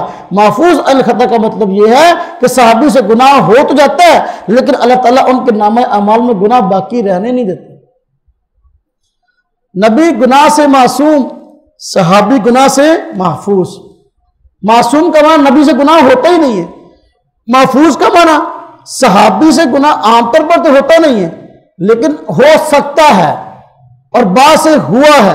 اگر ہو گیا ہے تو اللہ رب العزت اس کے نامہ اعمال میں گناہ رہنے نہیں دیتے، کیونکہ صحابی کی شان یہ ہے کہ جب بھی اس سے غلطی ہوئی ہے تو صحابی نے ایسی توبہ کی ہے کہ اس کی توبہ کی مثال پوری دنیا کے اندر مل ہی نہیں سکتی۔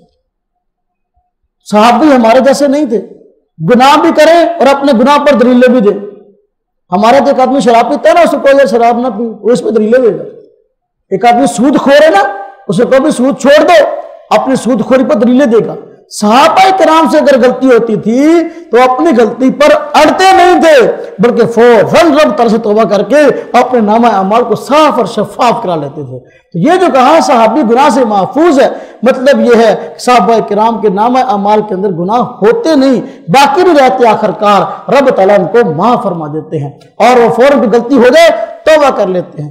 ایک صحابی سے زنا ہو گیا تو اللہ کے نبی صلی اللہ علیہ وسلم کے پاس آئے اور آ کر کہا اللہ کے رسول مجھ سے یہ غلطی ہو گئی ہے، مجھے گناہ سے پاک کر دیجیے۔ شادی شدہ آدمی کی سزا یہ ہے کہ اگر بدکاری کر لے تو اس طرح خود اقرار کر لے یا گواہ ثابت ہو جائے، اب اس کی سزا کو اس کو رجم کرو، پتھر مار کے ہلاک کرو۔ وہ خود آگے کہ مجھے گناہ سے پاک کر دیجیے۔ صحابہ کرام نے اس کو پتھر مار کے ہلاک کیا۔ تو اب جو ہے فرمایا اس نے ایسی توبہ کی ہے کہ اس کی توبہ کو جہان والوں پر تقسیم کرو، سب کی بخش ہو جائے۔ ایسی توبہ کرتے تھے وہ، یہ سے گناہ ہوتا تھا۔ صحابہ کرام اور گناہ اس کا باقی رہنا ایسا ہو ہی نہیں سکتا۔ اللہ رب العزت نے صحابہ کرام کو ایسی ایمانی کیفیت اور ایسے تقوی سے نوازا تھا کہ ان کے نامہ اعمال میں گناہ باقی رہتے نہیں تھے۔ بعض صحابہ کرام سے جو گناہ ہوئے تخوینی طور پر رب تعالیٰ کی طرف سے ایسا معاملہ تھا تاکہ شریعت کے احکام کا نفاذ اور اس کی عملی صورتیں سامنے لانی تھی۔ اگر یہ مسئلہ پیش آ جائے تو اب کیا ہے، یہ مسئلہ پیش آ جائے تو اب کیا ہوگا، تو تکوینی طور پر بعض معاملات ایسے ہوئے ہیں۔ اس کا یہ مطلب نہیں کہ صحابہ کرام کو ہم تنقید شروع کر دیں، صحابہ کرام سے غلطی ہوئی بھی ہے، اللہ رب العزت نے خود معاف کر دیا اور انہوں نے خود توبہ کر لی ہے، ان کے نامہ اعمال میں رہی کوئی نہیں، ہم ان پر تنقید کر کے اپنے نامہ اعمال سے کریں گے، ایسا کوئی نہیں۔ اللہ پاک نے فرما دیا صحابہ کرام سے کسی معاملے میں غلطی ہوئی تو فرمایا وَلَقَدْ عَفَا عَنْكُمْ، اللہ رب العزت نے ان کو معاف کر دیا۔ عَفَا اللَّهُ عَنْهَا، اللہ رب العزت نے اسے معاف کر دیا۔ ہاں جی، تو اللہ رب العزت خود معاف کر دیتے ہیں۔ جب اللہ نے معاف کر دیا اور نبی پاک صلی اللہ علیہ وسلم کو فرمایا گیا استغفر لہم، ان کے لیے بخشش طلب کرو، نبی پاک صلی اللہ علیہ وسلم کو فرمایا گیا۔ اب نبی پاک صلی اللہ علیہ وسلم ان کے لیے دعائے مغفرت فرمائے، غلطی ہو جائے اللہ پاک معاف کر دیں، آپ کو کھاتا رہ گیا گناہ والا، کوئی نہیں رہا۔ تو ہم تنقید آج کریں تو ہمارا نامہ اعمال سیاہ ہوگا نا، صحابہ کرام کا تو معاملہ پہلے صاف ہوگا۔ جو صحابہ کرام پہ تنقید کرتا ہے در حقیقت وہ یہ کہنا چاہتا ہے کہ نبی پاک صلی اللہ علیہ وسلم برے لوگوں کے ساتھ رہتے تھے۔ بھائی دیکھو نا، ہمارے معاشرے میں کوئی بچہ کسی لڑکے کے ساتھ ہر وقت پھرتا ہو تو والدین اگر وہ لڑکا غلط ہوگا والدین اس کو روک دیں گے، یار وہ لڑکا ٹھیک نہیں ہے اس کے ساتھ نہ پھرو۔ اگر والدین نہیں روکتے، بچے اگر کوئی نہیں، بچے کے ساتھ دوستی ہوتی ہے، کوئی نہیں، اکٹھے کھیلنے جاتے کوئی مسئلہ نہیں، اکٹھے اسکول جاتے ہیں کوئی مسئلہ نہیں، بچوں کے ساتھ تعلق ہوتا ہے۔ لیکن جب دیکھو پیارے پیغمبر صلی اللہ علیہ وسلم جن لوگوں کے ساتھ بیٹھتے تھے، جن لوگوں کے ساتھ نماز پڑھتے تھے، جن لوگوں کے ساتھ جنگ میں جاتے تھے، جن لوگوں کے ساتھ بیٹھ کے جو ہے کھانا کھاتے تھے اور زندگی کے معاملات سارے نپٹاتے تھے، کوئی آدمی کہیے سارے 2 نمبر بندے تھے، وہ کہنا چاہتا ہے نعوذ باللہ ہمارے پیغمبر کا تعلق 2 نمبر لوگوں کے ساتھ، وہ اس کا ایمان کیسے باقی رہے گا؟ ہم کسی پر برائے تنقید کا نظریہ نہیں رکھتے، لیکن مسئلہ برائے مسئلہ تو لوگوں کے سامنے بیان کرنا یہ میرے ایمان کا شیوا ہے، میں نہیں بیان کروں گا، میری ذمہ داری ہے، کل قیامت کے دن مجھ سے پوچھو گے کہ تمہیں مسئلہ صحیح کیوں نہیں بتایا تھا؟ تمہیں پتا تھا؟ جس مسئلے کا ہمیں پتہ ہے الحمدللہ ہم بتائیں گے، کوئی ہمیں اچھا کہے کوئی ہمیں برا کہے۔ بات سمجھ آئیے؟ 19ویں سبق کے مسائل و احکام، عنوان قائم ہوا ان کا کہ نماز کے وہ احکام جن میں عورت مردوں سے مختلف ہے، جن میں عورت مردوں سے، توجہ کیجئے گا، مرد عورت کی نماز میں اہل سنت والجماعت کا موقف ہے کہ مرد عورت کی نماز میں فرق ہے۔ اہل سنت والجماعت کے لانے والوں میں خواہ کوئی امام ابو حنیفہ کا مقلد ہو، خواہ کوئی امام شافعی کا، خواہ امام احمد کا یا امام مالک کا، پوری دنیا کے مسلمان کہتے ہیں مرد اور عورت کی نماز میں فرق ہے۔ اب ایک طبقہ ایسا پیدا ہوا پوری دنیا سے کٹ کر، یہ 13ویں صدی کے اندر، جو اپنے آپ کو اہل حدیث کہتا ہے، انہوں نے کہنا شروع کیا کہ مرد اور عورت کی نماز میں فرق کوئی نہیں ہے، جیسے آج مرد نماز پڑھتا ہے عورتیں بھی ایسے ہی نماز پڑھیں، اگر مرد نے ٹانگیں چوڑی کی ہوئی ہیں تو عورت بھی ایسے ٹانگیں چوڑی کر کے نماز پڑھے، وہی طریقہ جو مردوں کی نماز پڑھنے کا ہے وہی طریقہ عورتوں پر لاگو کر رہے ہیں۔ یہ پورے 1400 سال کے اندر جو ہے یہ دنیا کا عجوبہ ہے جو ان لوگوں نے آج کھڑا کیا، پوری دنیا سے کٹ کر الگ نظریات پوری امت کو دے کر جو ہے پتہ نہیں لوگوں کو کس راستے پر ڈالنا چاہتے۔ میں آپ سے عرض کرتا ہوں، ایک موٹی سی بات پوچھتا ہوں، کیا مرد اور عورت میں کوئی فرق ہے؟ مرد اور عورت میں فرق ہے کہ نہیں ہے؟ بھائی بات کا جواب تو دو، آپ سوچ میں پڑ گئے، فرق ہے کہ نہیں؟ اگر مرد اور عورت میں فرق ہے تو مرد اور عورت کی عبادت میں بھی فرق ہے۔ اب میں سمجھاتا ہوں، آپ سمجھے ذرا بات کو، سمجھ لیا کرو، کسی کو نہ آتی ہو سمجھ لو، خام خواہ شبہات میں نہ پڑا کرو، ان لوگوں کے پلے کچھ بھی نہیں ہے، لیکن اس کے باوجود ہمارے ساتھی کو پریشان کرتے ہیں اور وساوس کا شکار کرتے ہیں، ہمیں پتہ بھی نہیں ہوتا یہ آدمی جھوٹ بول رہا ہے قرآن حدیث کے نام پہ۔ مرد اور عورت میں سب دنیا جانتی کہ فرق ہے، مرد کی شخصیت کے تقاضے اور ہیں، عورت کی شخصیت کے تقاضے اور ہیں۔ دیکھو کتنے ایسے معاملات ہیں شریعت کے کہ اللہ رب العزت نے مردوں کے سپرد کیے ہیں، عورتوں کے سپرد نہیں کیے ہیں۔ باہر کے معاملات مرد چلاتا ہے، گھر کے معاملات عورت چلاتی ہے، کیونکہ عورت کا معنی ہے ننگ۔ کیا معنی ہے؟ عربی زبان کا لفظ ہے عورت، اس کا کیا معنی ہے؟ ننگ، چھپانے کی چیز، ستر۔ اب دیکھیں عورت، اس کا معنی ہے ننگ، چھپانے کی چیز۔ مرد جو ہے باہر کے معاملہ نپٹاتا ہے، عورت گھر کے معاملہ نپٹاتی ہے، اس لیے کہ اس کے لیے حکم ہے کہ گھر کے اندر رہے، کیونکہ اس کے جسم کا، اس کی شخصیت کا تقاضا یہی ہے کہ وہ گھر کے اندر رہے، گھر سے باہر نہ جائے۔ اب دیکھو کہ اللہ رب العزت نے شریعت کے تمام احکام کے اندر عورت کی شخصیت کا خیال رکھا ہے، عورت کی شخصیت کا، کہ جو اس کی شخصیت کا تقاضا تھا عبادات میں اسی کے مطابق اس کے لیے حکم ہے۔ آپ دیکھیں مثال کے طور پر نماز ہے، نماز عبادت ہے، نماز میں آپ دیکھیں مرد کے لیے کسی حالت کے اندر بھی نماز اس کے لیے معاف نہیں ہے، جب تک نہیں مرتا زندہ ہے نماز یہ پڑھے گا، کھڑا ہو کے نہیں پڑھ سکتا تو بیٹھ کے پڑھ لے، بیٹھ کے نہیں پڑھ سکتا لیٹ کے پڑھ لے، لیٹ کے اشاروں سے پڑھ سکتا ہے پڑھ لے، یعنی اب اس کو نماز معاف نہیں ہے جب تک اس کے ہوش و حواس سے زندہ ہے۔ لیکن عورت کے لیے آپ کو پتا ہے ماہانہ کچھ ایام ایسے آتے ہیں بارک عورت کے لیے کہ اس کو شریعت نے نماز معاف کر دی، معاف کر دیا نا، کیوں؟ اس لیے کہ اس کی شخصیت کا تقاضا، عورت کی شخصیت کا تقاضا ہے، اس لیے اس کو معاف کر دی۔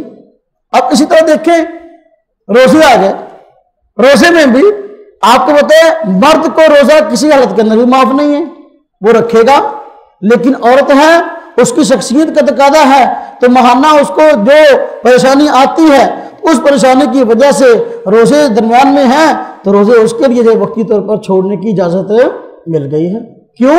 مرد کے لیے اجازت نہیں ہے، عورت کے لیے اجازت ہے کہ اس کی شخصیت کا تقاضا، ایسے ہی ہے نا۔ آپ دیکھو، آپ تیسری عبادت لے لو، تیسری عبادت میں حج آ گیا۔ حج کے معاملات میں دیکھو، مرد حج پہ جائے گا، اس کے لیے کسی عورت کا ساتھ ہونا ضروری ہے؟ نہیں۔ کسی اور مرد کا ساتھ ہونا ضروری ہے؟ نہیں۔ وہ اکیلا ہی جا سکتا ہے، اس کے لیے کوئی پابندی نہیں ہے، کیونکہ اس کی شخصیت کا تقاضا یہی ہے۔ لیکن عورت کے لیے حکم یہ ہے کہ وہ حج پہ جائے یا عمرے پہ جائے، اس کی شخصیت کا تقاضا ہے کہ وہ اکیلے نہیں جائے گی، کسی نہ کسی محرم کے ساتھ جائے گی۔ محرم کے بغیر جائے گی، اس کو بجائے ثواب کے گناہ ہوگا۔ کیوں؟ اس لیے کہ اس کی شخصیت کا تقاضا یہی ہے کہ اور چھپانے کی چیز ہے، اگر وہ باہر نکلے گی اس کو کوئی چھپانے والا ساتھ ہونا چاہیے۔ اس کی شخصیت کا تقاضا یہ ہے۔ بات سمجھ نہیں؟ اب دیکھیں، اب گئے ہیں حج میں، چلے گئے، میاں بیوی دونوں ہی چلے گئے۔ اب جو طواف کی باری آ گئی، طواف کی باری، تو عورت جو ہے احرام باندھا ہوا ہے، لیکن اس کے ساتھ وہ ماہانہ معاملہ شروع ہو گیا۔ ابھی وہ اپنا عمرے پہ اس نے جا کر اپنے اعمال کیے نہیں تھے۔ شریعت کہتی ہے کہ یہ مسجد حرام میں بھی داخل نہ ہو، طواف تو بعد کی بات ہے، باہر رہے جب تک اس کے وہ ماہانہ معاملات ختم ہو جاتے ہیں خون والے، اس کے بعد آئے اور اپنا طواف کرے پاک ہو کر۔ لیکن مرد کے لیے ایسا معاملہ نہیں ہے نا، کیونکہ عورت کی شخصیت کا تقاضا یہ ہے، اس کے لیے وہ حکم الگ ہے اور مرد کے لیے ایسا کوئی معاملہ نہیں ہے۔ اسی طرح جو ہے عمرہ ہو یا حج ہو، اس کے عمرہ کے اندر بھی حج کے اندر بھی صفا مروہ کے چکر لگائے جاتے ہیں، ہے نا جی۔ مرد جو ہے، مرد صفا مروہ کے چکر لگاتے وقت اللہ آپ سب کو لے جائے، تو جب وہ سبز لائٹوں کے درمیان سے گزرتا ہے، ہاں جی، سبز لائٹیں لگی ہوئی ہیں، جہاں حضرت حاجرہ دوڑی تھی، تو مرد جب ان سبز لائٹوں کے درمیان سے گزرتا ہے تو دوڑ کر گزرتا ہے مرد جو ہے۔ لیکن عورت کے لیے حکم یہ ہے کہ وہ عمرہ کے لیے ساتھ ہے تو وہ دوڑ کر نہ گزرے، وہ اطمینان کے ساتھ گزرے۔ حالانکہ دیکھو بات یہ ہے، دوڑی تو وہاں حضرت حاجرہ تھی، عورت دوڑی تھی، لیکن اب مسئلہ کیا ہے، عورت نہ دوڑے مرد دوڑے۔ دوڑی تو حالانکہ عورت تھی، وجہ اس کی یہ ہے کہ عورت جب دوڑی تھی، حضرت حاجرہ جب دوڑی تھی، اس وقت کوئی دیکھنے والا نہیں تھا، اس وقت وہ اکیلی تھی، تو کسی اور غیر محرم کی اس پر نظر نہیں پڑی تھی، اس طرح انہوں نے دوڑ لیا سو دوڑ لیا پریشانی کے اندر۔ لیکن اب سنت ہے اماں حاجرہ کی، اب اگر عورتیں دوڑیں گی تو وہاں ہزاروں کی تعداد میں مرد بھی ساتھ ہوتے ہیں، عورت کو دوڑتی ہوئی دیکھ کر جو ہے، اور جب عورت دوڑے گی اس کو جب دوڑے گی تو اس پر مردوں کی نظر بھی پڑے گی۔ تو اب عورت اگر دوڑ رہی ہو تو یہ اس کی شخصیت کے تقاضے کے خلاف ہے کہ اس کو مرد دیکھ رہے ہو اور اعلان دوڑ رہی ہو۔ اس لیے اماں کی یہ سنت تھی، اماں حاجرہ کی، اگرچہ انہوں نے خود اس کام کو کیا تھا، شریعت نے اس کو باقی رکھا عمرہ اور حج کے اندر، لیکن اس سنت کو آج عورت ادا نہیں کرے گی، مرد ادا کرے گا۔ کیوں؟ اس لیے کہ عورت کی شخصیت کا تقاضا الگ ہے، مرد کی شخصیت کا تقاضا الگ ہے، کہ عورت جو ہے اب اگر دوڑے گی پوری دنیا دیکھے گی، اس سے اس کا صدر نہ کھل جائے، دوپٹہ نہ جھر سے اتر جائے، اور مسائل ہیں، اس لیے کہا کہ یہ نہ دوڑے بھائی، اس کی جگہ مرد دوڑے۔ بات سمجھ آئی؟ معلوم ہوا شریعت کے احکام میں عورت کی شخصیت کے تقاضے کو الگ رکھتے ہوئے رب تعالیٰ نے الگ احکام رکھے ہیں۔ جس طرح اور مسائل میں اپنا یہ معاملات ہیں کہ عورت کا معاملہ اب مردوں سے مختلف ہو گیا ہے، نماز کے اندر بھی مردوں کا معاملہ عورتوں سے الگ ہو گیا، عورتوں کا معاملہ مردوں سے الگ ہو گیا، عورت کی شخصیت کے تقاضے کی وجہ سے۔ اس لیے فرمایا عورت چونکہ اس کا سارا جسم سطر ہے، ہم پڑھ چکے ہیں، لیکن مرد کا سطر کتنا ہے؟ ناف سے لے کر گھٹنے تک، یہ مرد کا سطر ہے جس کو نماز کے اندر چھپانا ضروری ہے، لیکن عورت کا سطر پورا جسم ہی سطر ہے، اس سب کو چھپانا ضروری ہے۔ مجبوری کے وقت سانس لینے کے لیے صرف یہ کہا کہ نماز کے اندر اس کا چہرہ کھلا رہے، اس کے ہاتھ کھلے رہے، اس کے پاؤں کھلے رہے، باقی سارا جسم اس کا چھپانا ضروری ہے۔ لہذا بار کے لیے بھی اگر جو ہے ایک رکن جس سے ادا ہو سکتا ہو تو اس کا سطر کھل گیا، اس کی نماز نہیں ہوگی، ایسا ہی ہے نا جی۔ اب دیکھو چونکہ عورت کا سارا جسم ساتر ہے اور اس کو نماز کے اندر چھپانا ضروری ہے، تو پوری نماز کے اندر یہ اصول جو ہے باقی رکھا گیا کہ عورت نماز اس کو اس طرح پڑھنی چاہیے کہ اس کے سطر کی زیادہ سے زیادہ رعایت ہو، اور نماز وہ اس طرح ادا کے نماز کے ارکان کو اور نماز کی کیفیت اس طرح اس کی ہو کہ بھائی اور اپنا سطر کی زیادہ سے زیادہ رعایت ہو، اس کا جو ہے کسی نہ کسی طریقے سے ایسا نہ ہو کہ رکوع کر رہی ہو، سجدہ کر رہی ہو، سطر کھل جائے، کسی اور کو نظر آ جائے، تو جو ہے یہ معاملہ خراب ہے۔ اس لیے اس کے لیے جو ہے معاملات نماز کے الگ رکھے گئے کہ نماز ادا کرے اپنے سطر کی رعایت کرتے ہوئے ادا کرے۔ اب یہ مرد کا عورت سے یہ فرق ہے۔ اب میں آپ کی بات عرض کروں اور پھر سارے فرق ذکر کروں کہ مرد اور عورت کی نماز میں فرق ہے. پوری دنیا کے مسلمان یہ کہتے ہیں. یہ آج عجوبہ ہمیں سننے میں آیا پاک و ہند کے اندر کہ مرد اور عورت کی نماز میں فرق نہیں ہے. تو دیکھیں مسئلہ یہ ہوا کہ الٹا ڈنکے کی چوٹ پر جو ہے گمراہ ہمیں کہتے ہیں کہ ان کی عورتوں کی نماز صحیح نہیں ہے, ان کی عورتوں کی نماز نہیں ہوتی, یہ الگ پڑھتی ہیں مردوں سے. اب جو ہے ایک کتاب سعودیہ سے چھپی ہے, ایک کتاب جو عورتیں حج کر کے آتی ہیں تو سعودیہ والے ان کو ایک کتاب بطور تحفے کے دیتے ہیں. حاجی صاحب جو عورتیں حج کر کے آتی ہیں ان کو سعودیہ والے ایک کتاب تحفے پہ دیتے ہیں. میرے پاس پڑھی ہے, مجھے کئی حضرات نے دی, کیونکہ وہ عورتیں حج کر کے آتی ہیں تو پھر عام طور پہ پڑھنے کی دلچسپی ہوتی نہیں, وہ ہمارے پاس آ جاتی ہے لائبریری میں. میرے پاس آئی ایسی کتابیں, تو اس میں لکھا ہوا ہے مرد اور عورت کی نماز میں فرق ہے, اور اس میں فرق بیان کیا ہوا ہے کہ مرد اور عورت کی نماز میں یہ جو فرق ہے, اور فرق کے ساتھ عورت اپنی نماز کو ادا کرے. اب معلوم ہوا سعودیہ والوں کا موقف بھی وہی ہے کہ ہمارا ہے کہ مرد اور عورت کی نماز میں فرق ہے. اس لیے جو حاجنیں ہیں, عورتیں ہیں حج کر کے آتی, ان کو تحفے میں کتابی وہ دی ہے جس میں یہ بیان کیا گیا مرد اور عورت کی نماز میں فرق ہے. آپ دیکھیں لکھنے والے جو مصنف تھے وہ مشہور سعودی عالم ہے شیخ صالح بن فوزان, یہ مشہور سعودی عالم ہے. وہ کتاب جہاں پاکستان سے کئی اداروں نے چھاپی, ہم نے نہیں, اہل حدیث حضرات کے کئی اداروں نے چھاپی, کئی اداروں نے چھاپی, سب نے اس کتاب کے اندر گڑبڑ کی. جہاں جہاں یہ بات لکھی تھی کہ مرد اور عورت کی نماز میں فرق ہے تو وہ بات ان سے ہضم نہیں ہو سکی. اس لیے جو ہے اس کتاب کی جب چھاپا یہاں پاکستان سے ترجمے کے ساتھ تو اس کتاب کے اندر گڑبڑ کر دی. دارالابلاغ ایک ادارہ ہے یہاں لاہور میں ان کا, اس میں کتاب چھپی, اس میں جو ہے نا جو ساری یہ جو مصنف کی بات تھی کہ مرد اور عورت کی نماز میں فرق ہے, اس ساری کو نکال دیا کتاب سے, اپنی ساری بات ڈال دی کہ مرد عورت کی نماز میں بالکل فرق نہیں ہے, جو فرق کرتے ہیں تو وہ غلط ہے. اس کا نام قرآن اور حدیث ہے. جماعت دعویٰ والوں نے کتاب چھاپی, جماعت دعویٰ کتب خانہ ہے اپنا, اللہ آپ کا بھلا کرے. مستقل کتابیں جو ہیں اس پہ چھپتی ہیں, آپ سعید صاحب کی دوسرے حضرات کی کتابیں چھپتی ہیں, دارالاندلس کے نام سے لاہور سے چھپتی ہیں. انہوں نے یہی کتاب چھاپی, یہی کتاب میرے پاس پڑھی ہے, میں نے اس کے کئی نسخے اکٹھے کیے مارکیٹ میں پھر کر. یہ دارالاندلس والوں نے کتاب چھاپی, جماعت دعویٰ والوں نے, اس کے اندر سے بھی یہ ساری بحث نکال دی جس میں لکھا ہوا تھا مرد اور عورت کی نماز میں فرق ہے. اب مجھے بتائیں یہ کون سی قرآن کی خدمت ہے, یہ کون سی حدیث کی خدمت ہے کہ آدمی جو ہے کتابیں چھاپے من مرضی کی اس میں تبدیلیاں کر کے جو ہے عوام کو گمراہ کرنے کی کوشش کرے. اگر آپ کو وہ کتاب پسند نہیں ہے, اس کے مندرجہ سے اتفاق نہیں ہے, تو آپ اس کتاب کو نہ چھاپو. آپ چھاپ کے مشہوری بھی اپنی کرنا چاہتے ہیں کہ سعودیہ والوں کے ہم بڑے حمایتی ہیں, ان کی کتابوں کو ہم چھاپتے ہیں, لیکن جو مرضی کے خلاف کی باتیں ہوتی ہیں ان کو جو ہے اپنی کتابوں سے نکال دیتے ہیں. اب کیا یہ کتابیں اداروں نے چھاپی, عجیب و غریب اس کے ساتھ حرکات کی ہیں, دیکھ کر جو ہے آدمی کو ہنسی آتی ہے اور افسوس بھی ہوتا ہے کہ نام قرآن و حدیث کا ہے, اور ان کے عمل دیکھو, ان کے کام دیکھو, دیکھ کر جو ہے ایک عام آدمی کو شرم آئے گی کہ یہ کام قرآن و حدیث کے نام پر کیا ہو رہا ہے. خیر, مرد اور عورت کی نماز میں فرق ہے, کیونکہ مرد اور عورت میں فرق ہے. جو مرد اور عورت میں فرق سمجھ گئے ہیں تو مرد عورت کی نماز میں فرق کبھی سمجھ لیں گے. جو مرد اور عورت میں فرق نہیں سمجھے تو وہ شاید نماز میں فرق بھی نہ سمجھے. اب دیکھیں جو کہتے ہیں مرد اور عورت کی نماز میں کوئی فرق نہیں ہے, اگر ہم اس کو ایک فرق بھی حدیث سے دکھا دیں تو وہ جھوٹا ہو جائے گا کہ نہیں ہو جائے گا؟ ہو جائے گا نا.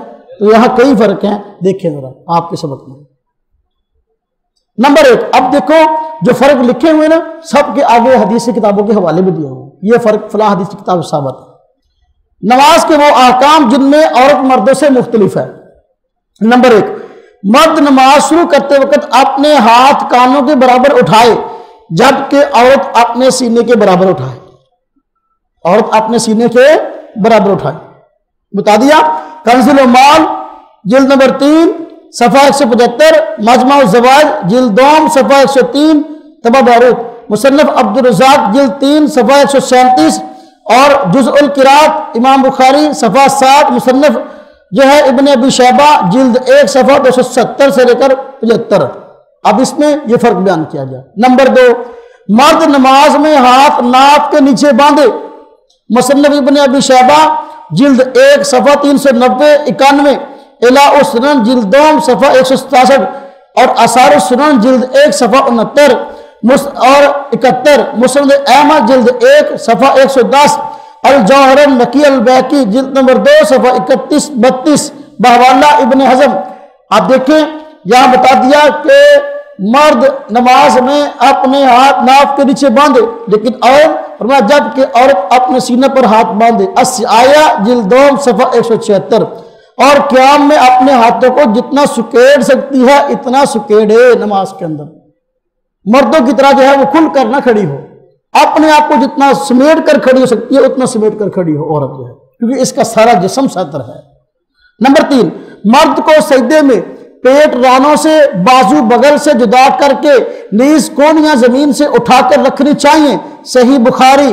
ہاں جی دیکھو حدیث نمبر 822، صحیح مسلم کتاب الصلاۃ باب الاعتدال فی السجود، ہاں جی حدیث نمبر 493، جبکہ عورت ان سب اعضاء کو ملا کر اور سمٹا کر رکھے، حدیث کتاب مراسیل ابی داود ملحقہ سنن ابی داود صفحہ 8، تحفۃ الاشراف جلد نمبر 13 صفحہ 419، سنن کبریٰ بیہقی جلد نمبر 2 صفحہ 223-222، مصنف ابن ابی شیبہ جلد 1 صفحہ 270، الہ السنن جلد 3 صفحہ 19-20-31، مصنف عبدالرزاق جلد 3 صفحہ 138 اور 137۔ نمبر 4، چوتھا فرق، قاعدہ میں مرد اپنا پاؤں بچھا کر اس پر بیٹھے اور دایاں پاؤں کھڑا رکھے، صحیح مسلم جلد 1 صفحہ 194-195، جبکہ عورت بائیں کولے پر بیٹھے اور دونوں پاؤں دائیں طرف نکال دے اور دائیں پنڈلی کو بائیں پنڈلی پر رکھے، مسند امام اعظم علامہ حسکفی سے مروی ہے، صفحہ 73، الہ السنن جلد نمبر 3 صفحہ 20، سنن کبریٰ بیہقی حدیث کی معروف کتاب ہے، جلد 2 صفحہ 223، اور جز المسالک جلد 1 صفحہ 258۔ نمبر 5، پانچواں فرق، مشترکہ جماعت میں سجدے سے اٹھتے وقت مرد حضرات پہلے اٹھیں اور خواتین بعد میں اٹھیں۔ اگر کبھی مردوں عورتوں کا ایک جگہ اجتماع ہوا اور عورتیں نماز پڑھنے کے لیے آ گئیں تو پھر وگرنہ تو عام طور پر عورت کے لیے حکم ہی نہیں ہے مسجد میں آنے کا، اگر کبھی اتفاق ہو گیا حادثہ پیش آ گیا، اب اس کی بات کر رہے ہیں کہ عورتیں مرد حضرات پہلے اٹھے اور خواتین بعد میں، بخاری شریف جلد 1 صفحہ 52، ہاں جی محلہ ابن حزم جلد 3 صفحہ 114۔ نمبر 6، مرد کا سر اگر نماز میں ننگا ہو تو اس کی نماز ہو جائے گی، بائی چانس ننگی سے نماز پڑھ لے کوئی حرج نہیں، مجبوری ہے، عادت نہیں بنانی، وہ مکروہ ہو جائے گا، تو خیر بائی چانس مجبوری کے وقت جو ہے ننگے سر نماز پڑھ لے گا، نماز اس کی ہو جائے گی، لیکن اس کے لیے پگڑی اور ٹوپی افضل ہے، بخاری شریف جلد 1 صفحہ 56، جبکہ عورت کی نماز بغیر دوپٹہ کے ہوتی نہیں، ننگے سر نماز عورت ایک بھی پڑھ لے نہیں ہوگی اس کی۔ جی سنن ابی داؤد جلد 1 صفحہ 94، ترمذی شریف جلد 1 صفحہ 56، سنن ابن ماجہ صفحہ 48، مصنف عبدالرزاق جلد 3 صفحہ 130، سنن کبریٰ بیہقی جلد 2 صفحہ 223۔ نمبر 7، مردوں کے لیے افضل بلکہ ضروری ہے کہ وہ فرض نماز باجماعت ادا کریں، اس کے طرف پر نبی صلی اللہ علیہ وسلم نے وعیدیں بیان فرمائی ہیں، سنن ابی داؤد جلد 1 صفحہ 180 صفحہ 80 81 82، نسائی شریف جلد 1 صفحہ 134 35 36، صحیح بخاری جلد 1 صفحہ 89، صحیح مسلم جلد 1 صفحہ 231، ترمذی جلد 1 صفحہ 51 52، سنن ابن ماجہ صفحہ 57۔ جبکہ عورت کے لیے اس کا گھر میں نماز پڑھنا بہتر ہے، چنانچہ حدیث کا حوالہ سنن ابی داؤد جلد 1 صفحہ 84، سنن کبریٰ بیہقی جلد 3 صفحہ 131 32 اور 133، مسند احمد جلد 6 صفحہ 371، الہ سنن جلد 4 صفحہ 230۔ بلکہ عورتوں کے لیے شرائط کی خلاف ورزی کی وجہ سے مسجد میں آنا ہی مکروہ ہے، کیونکہ ان کے لیے حکم تھا کہ بن سور کے نہ آئیں، خوشبو لگا کے نہ آئیں، آج کل عورتیں اگر آؤں گے تو کم کر کے آن گیا، اس کر کے نماز مسجد آنا ہی مکروہ ہے۔ بخاری جلد 1 صفحہ 120، صحیح مسلم جلد 1 صفحہ 183، موطا امام مالک صفحہ 184، الترغیب والترہیب جلد 1 صفحہ 228، مصنف ابن ابی شیبہ جلد 2 صفحہ 277، صفحہ 87 88، ابو داؤد جلد 1 صفحہ 84۔ تو یہ ساری کتابوں کے حوالے مصنف عبدالرزاق جلد 3 صفحہ 147 151، سنن ابن ماجہ صفحہ 113، یہ سارے فرق حدیث کے اندر ہیں۔ نمبر 8، کہتے اس کے باوجود عورت اگر مسجد میں آ کر مردوں کے ساتھ ان کی امامت میں نماز پڑھے تو اس کے لیے آخری صف بہترین ہے، پہلی صف بدترین ہے۔ جبکہ مرد کے لیے آخری صف بدترین ہے اور پہلی صف بہترین ہے. یہ حدیث میں فرمایا گیا. صحیح مسلم جلد 1 صفحہ 182، ابو داؤد شریف جلد 1 صفحہ 99، ترمذی شریف جلد 1 صفحہ 52، نسائی شریف جلد 1 صفحہ 131، ابن ماجہ شریف صفحہ 70. نمبر 9، مرد کے ٹخنے ننگے ہونے چاہیے نماز کے اندر.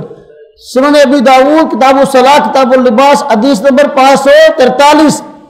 ہاں جی، جبکہ عورت کے لیے ضروری ہے کہ اس کے ٹخنے ننگے نہ ہوں. سنن ابی داؤد جلد 1 صفحہ 94، مرکات شرح مشکات جلد 1 صفحہ 502، مشکات شریف صفحہ 73. نمبر 10واں فرق، عورت مردوں کی امامت نہیں کرا سکتی جبکہ مرد عورتوں کی امامت کرا سکتے ہیں. یہ بھی فرق ہے مرد عورت میں. تو جیسے محلہ ابن حزم جو ہے جلد 3 صفحہ 135 136. نمبر 11، عورتوں کی جماعت مکروہ ہے. عورتوں کی جماعت، مردوں کے لیے جماعت سے نماز پڑھنا واجب، عورتوں کے لیے جماعت کروانا مکروہ عام حالات میں. مسند احمد طبرانی شریف بحوالہ الہ سنن جلد 4 صفحہ 214. اگر وہ جماعت کروانا چاہتی ہیں تو ان کی امام جو ہے وہ صف کے درمیان میں کھڑی ہوگی. یعنی عورتیں کے جماعت کروائیں ہے تو مکروہ ان کے لیے. اگر کسی عذر کی وجہ سے اور کوئی مسئلہ جماعت کروانا چاہیں تو ان کی امام صف کے اندر ہی ان کے درمیان میں کھڑی ہوگی، جبکہ مردوں کا امام کہاں کھڑا ہوتا ہے؟ آگے. فرق ہو کہ نہیں ہو گیا؟ ہو گیا جی. بیہقی شریف جلد 3 صفحہ 131، مصنف عبدالرزاق جلد 3 صفحہ 131 140 141، جبکہ مردوں کا امام سب سے اگلی صف میں اکیلا کھڑا ہوتا ہے. ترمذی شریف جلد 1 صفحہ 56، صحیح مسلم جلد 2 صفحہ 417. نمبر 12واں فرق، اگر امام بھول جائے اس کو متنبہ کرنے کی ضرورت پیش آئے تو مرد تسبیح سے یعنی سبحان اللہ کہہ کر متنبہ کرے، اور عورت اگر جماعت میں شامل ہو گئی ہے تو عورت تسبیح یعنی اپنے دائیں ہاتھ کی ہتھیلی بائیں ہاتھ کی پشت پر مار کر متنبہ کرے گی. اگر امام کو متنبہ کرنا پڑا تو نماز کے اندر بھول گیا. جی بخاری جلد 1 صفحہ 160، مسلم جلد 1 صفحہ 131، ابو داؤد جلد 1 صفحہ 135، ترمذی جلد 1 صفحہ 74، نسائی جلد 1 صفحہ 178، ابن ماجہ صفحہ 72. نمبر 13، مردوں کے لیے اذان اور اقامت سنت موقدہ ہے، جبکہ عورتوں کے لیے نہ اذان مسنون ہے اور نہ ہی اقامت مسنون ہے. سنن کبریٰ بیہقی جلد 1 صفحہ 408. 14واں فرق، مسجد میں خوشبو لگا کر آنا مردوں کے لیے جائز ہے جبکہ خواتین کے لیے حرام ہے. مسلم جلد 1 صفحہ 183، ابو داؤد جلد 1 صفحہ 81. نمبر 15، مسجد سے باہر جاتے وقت خواتین پہلے اور مرد بعد میں جائیں گے اگر مسجد میں آئیں. آپ صلی اللہ علیہ وسلم کے زمانے میں عورتیں آتی تھی، خیر کا زمانہ تھا، لیکن بعد میں منع ہو گیا. تو دیکھو اب جو ہے عورتیں پہلے نکلیں گی نماز پڑھ کے، مرد بعد میں نکلیں گے. جب بوڑھیا بندے فرق کوئی نہیں، پھر اکٹھے نکل جائیں. ہاں جی، اللہ اکبر. ابو داؤد شریف جلد 1 صفحہ 149. تو مرد اور عورت کی نماز میں فرق ہے، احکام میں فرق ہے، کیونکہ مرد کی شخصیت کا تقاضا اور ہے اور عورت کی شخصیت کا تقاضا اور ہے. اس وجہ سے مرد اور عورت کی نماز میں فرق ہے. یہ فرق آپ حضرات کے سامنے یہ بحوالہ لکھے ہوئے ہیں. ہر سبق کے آخر میں مثلاً دعا آتی ہے، تو 19ویں سبق کے آخر میں جو ہے وہ دودھ پینے کی دعا آئی ہے. دودھ پیتے وقت یہ دعا پڑھنی چاہیے. ہاں جی، اللہم بارک لنا فیہ وزدنا من. اللہم ترجمہ، بارک لنا فیہ، اے اللہ ہمارے لیے اس دودھ میں برکت عطا فرما، وزدنا من، اور ہم کو مزید عطا فرما. دودھ تو ویسے ہی نہیں لبتا آج کل. ہاں جی، پھر لبے تو خالص نہیں لبتا. جو لبے تو اے دعا پڑھ لیا کرو. اللہ ہو انشاءاللہ دودھ ہو سکتا گھر میں گائے نہیں ہے اللہ گائے دے دے، گھر میں بھینس نہیں ہے اللہ بھینس دے دے، ایک بھینس ہے اللہ 2 دے دے. یہ دعا پڑھا کر. ہاں جی، خالص نہیں ملتا تو اللہ خالص دے دے گا. یہ دعاؤں کی بڑی برکات ہے. ہاں جی، انشاءاللہ دعائیں پڑھیں گے اللہ پاک مزید عطا فرمائے گا. اللہ پاک عمل کی توفیق عطا فرمائے.